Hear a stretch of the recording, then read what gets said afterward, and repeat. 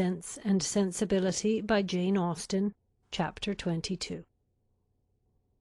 Marianne, who had never much toleration for anything like impertinence, vulgarity, inferiority of parts, or even difference of taste from herself, was at this time particularly ill-disposed, from the state of her spirits, to be pleased with the Miss Steeles, or to encourage their advances, and to the invariable coldness of her behaviour towards them, which checked every endeavour at intimacy on their side, Elinor principally attributed that preference of herself, which soon became evident in the manners of both, but especially of Lucy, who missed no opportunity of engaging her in conversation, or of striving to improve their acquaintance by an easy and frank communication of her sentiments. Lucy was naturally clever. Her remarks were often just and amusing, and as a companion for half an hour Elinor frequently found her agreeable. But her powers had received no aid from education. She was ignorant and illiterate, and her deficiency of all mental improvement, her want of information in the most common particulars, could not be concealed from Miss Dashwood, in spite of her constant endeavour to appear to advantage. Elinor saw, and pitied her for, the neglect of abilities which education might have rendered so respectable, but she saw, with less tenderness of feeling, the thorough want of delicacy, of rectitude, and integrity of mind, which her attentions, her assiduities, her flatteries at the park betrayed, and she could have no lasting satisfaction in the company of a person who joined insincerity with ignorance, whose want of instruction prevented their meeting in conversation on terms of equality, and whose conduct toward others made every show of attention and deference towards herself perfectly valueless. "You will think my question an odd one, I dare say," said Lucy to her one day, as they were walking together from the park to the cottage. "But pray, are you personally acquainted with your sister-in-law's mother, Mrs. Ferrars?" Elinor did think the question a very odd one, and her countenance expressed it, as she answered that she had never seen Mrs. Ferrars. "Indeed?" replied Lucy. "I wonder at that, for I thought you must have seen her at Norland sometimes. Then, perhaps, you cannot tell me what sort of a woman she is?" "No," returned Elinor, cautious of giving her real opinion of Edward's mother, and not very desirous of satisfying what seemed impertinent curiosity. "I know nothing of her."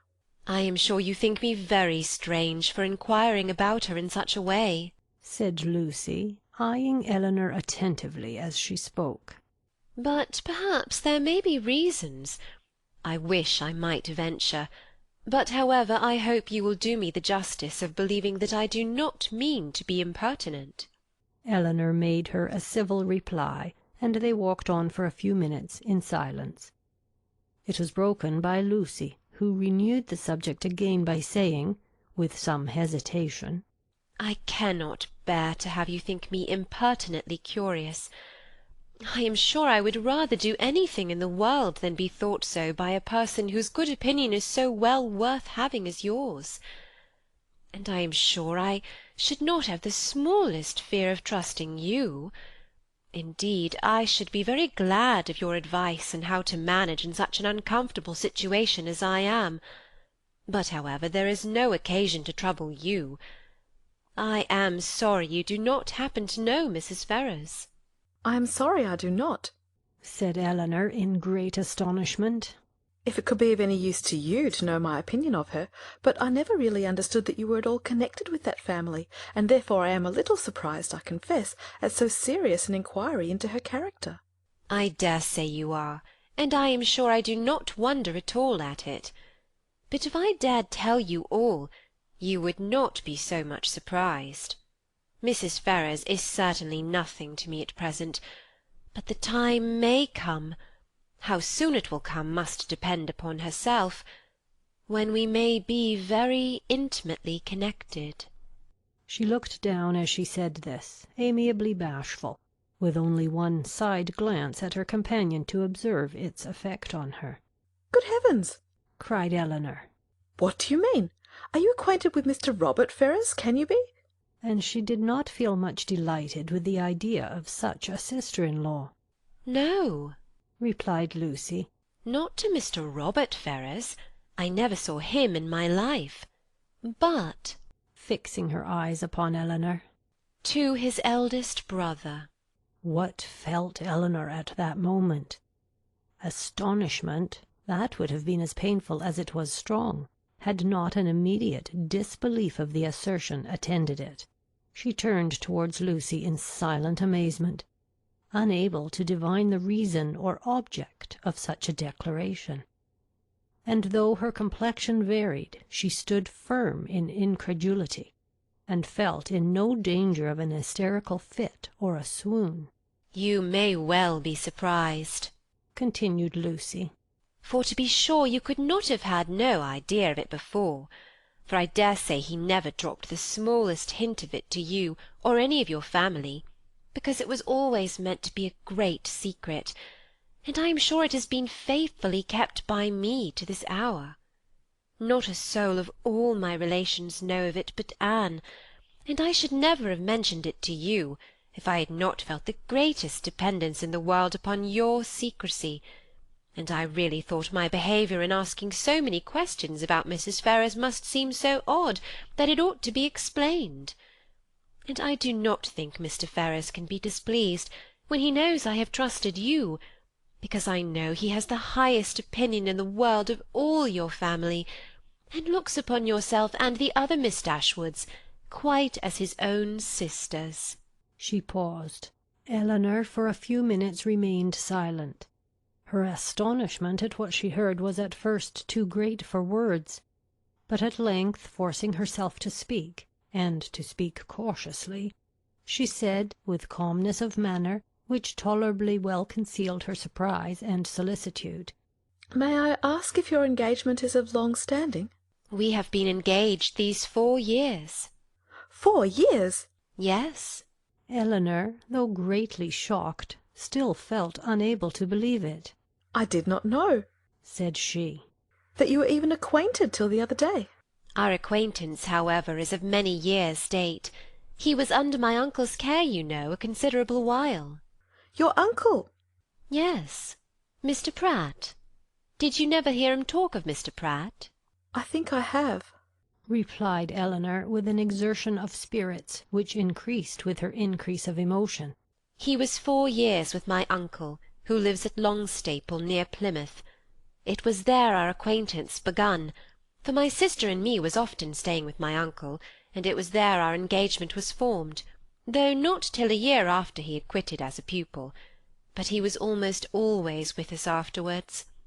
I was very unwilling to enter into it, as you may imagine, without the knowledge and approbation of his mother, but I was too young, and loved him too well to be so prudent as I ought to have been.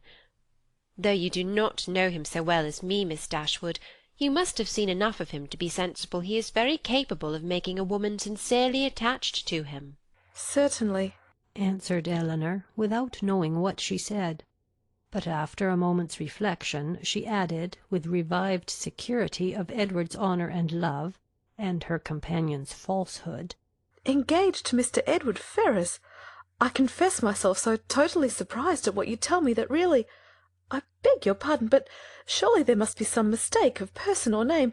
We cannot mean the same Mr. Ferrars." "We can mean no other," cried Lucy, smiling.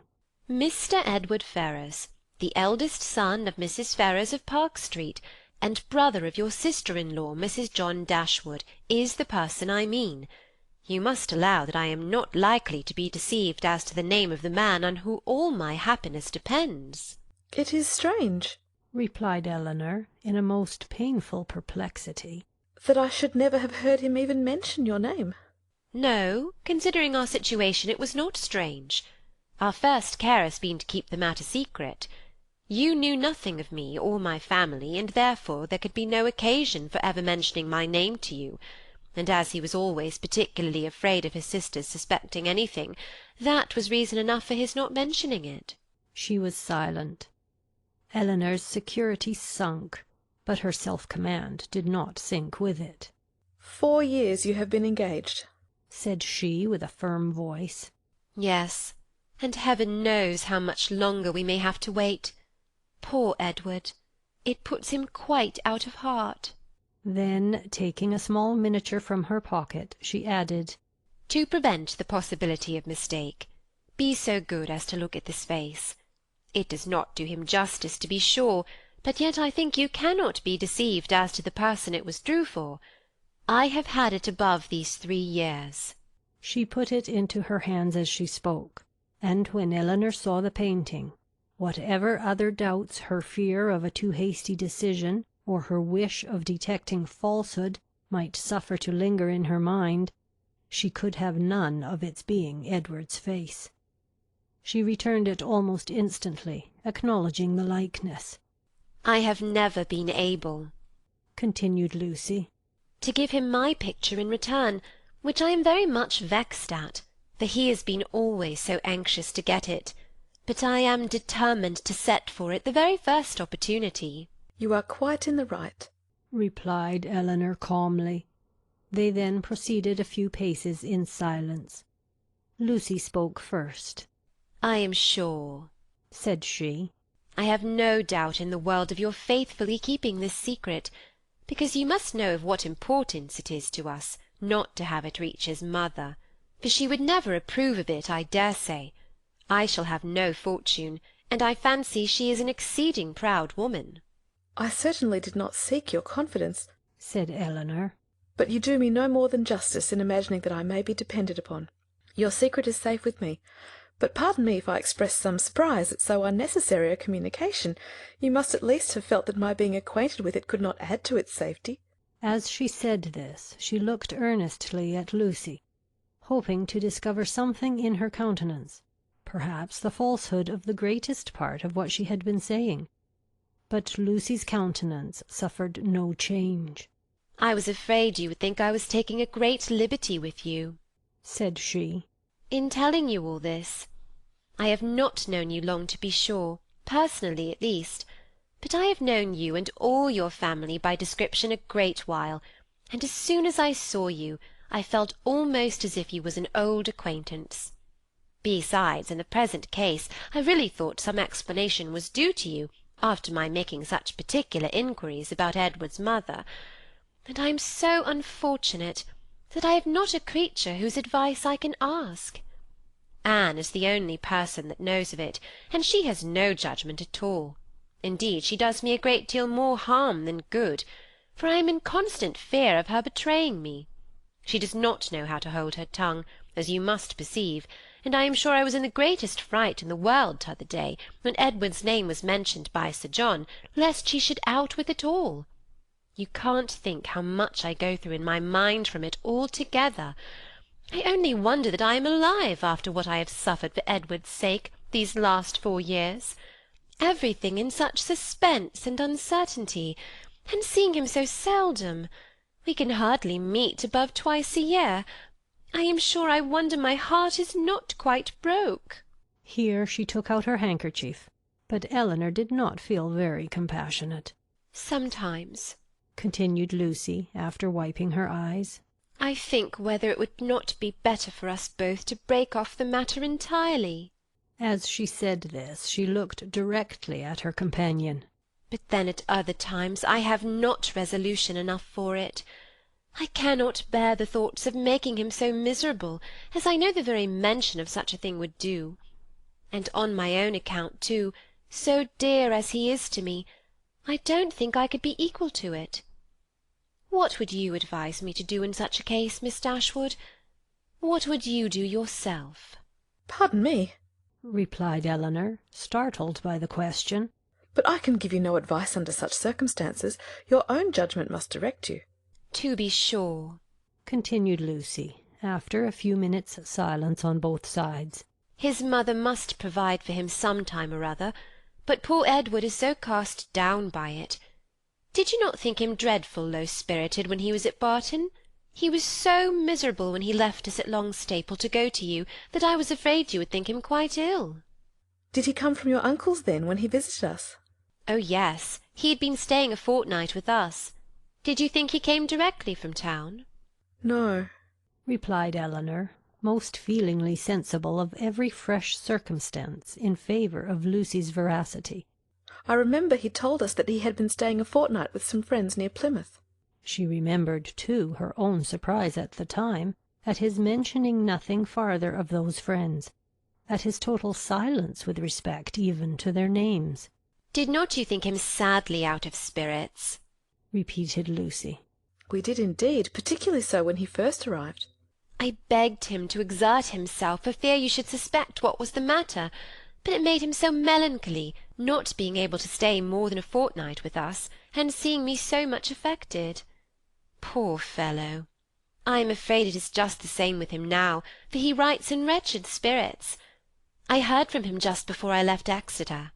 Taking a letter from her pocket and carelessly showing the direction to Elinor. You know his hand, I dare say, a charming one it is, but that is not written so well as usual. He was tired, I dare say, for he had just filled the sheet to me as full as possible. Elinor saw that it was his hand, and she could doubt no longer. This picture, she had allowed herself to believe, might have been accidentally obtained. It might not have been Edward's gift, but a correspondence between them by letter could subsist only under a positive engagement, could be authorized by nothing else. For a few moments she was almost overcome. Her heart sunk within her, and she could hardly stand. But exertion was indispensably necessary, and she struggled so resolutely against the oppression of her feelings that her success was speedy, and for the time complete. Writing to each other, said Lucy, returning the letter into her pocket, is the only comfort we have in such long separations. Yes, I have one other comfort in his picture, but poor Edward has not even that. If he had but my picture, he says he should be easy. I gave him a lock of my hair set in a ring when he was at Longstaple last, and that was some comfort to him, he said, but not equal to a picture. Perhaps you might notice the ring when you saw him? I did, said Elinor, with a composure of voice under which was concealed an emotion and distress beyond anything she had ever felt before. She was mortified, shocked, confounded. Fortunately for her, they had now reached the cottage, and the conversation could be continued no farther. After sitting with them a few minutes, the Miss Steeles returned to the park, and Elinor was then at liberty to think and be wretched.